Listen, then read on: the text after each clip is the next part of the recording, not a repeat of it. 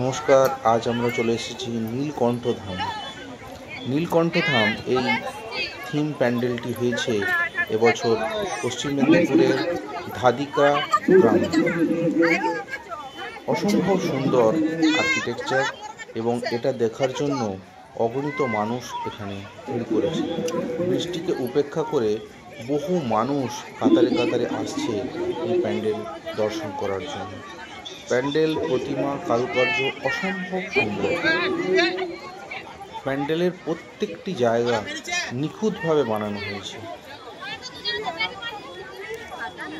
নীলকান্ত ধাম হল স্বামীনারায়ণ মন্দির, যা ভারতের গুজরাটের নর্মদা নদীর তীরে অবস্থিত একটি হিন্দু মন্দির। সেই মন্দিরের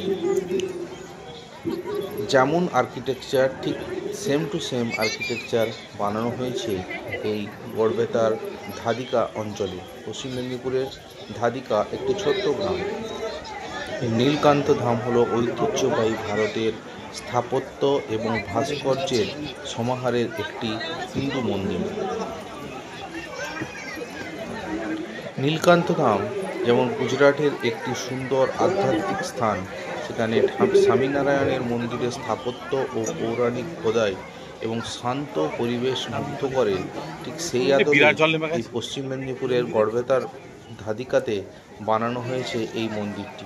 নীলকণ্ঠ ধামের মূল আকর্ষণ হল মনোমুগ্ধকর স্থাপত্য। এখানে পৌরাণিক কাহিনী এবং চরিত্র খোদাই করা আছে, যা দেখতে খুবই আকর্ষণীয়।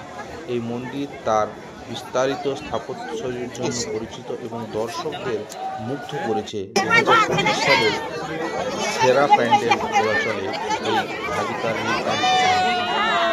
এটি একটি আধ্যাত্মিক আশ্রয়স্থল, যেখানে আপনি মনের শান্তি এবং সান্ত্বনা খুঁজে পাবেন। নীলকান্ত মন্দিরটি স্বামীনারায়ণের মন্দির হিসেবে পরিচিত এবং এটি সমৃদ্ধ ইতিহাস এবং তাৎপর্য অত্যন্ত গুরুত্বপূর্ণ। সেইখানে সেই থিমের আদলে তৈরি করা হয়েছে এবছর ধাদিকার এই নীলকান্ত মন্দির। এখানে মায়ের মূর্তিটিও অসম্ভব সুন্দর।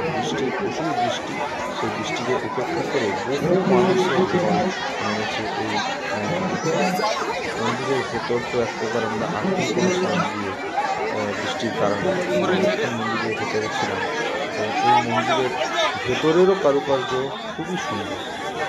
এবছরের সেরা পুজো, গ্রামাঞ্চলের সেরা পুজো এবছর ধাদিকা নীলকান্ত।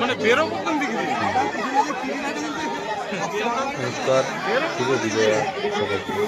ভালো থাকুন, সুস্থ থাকুন।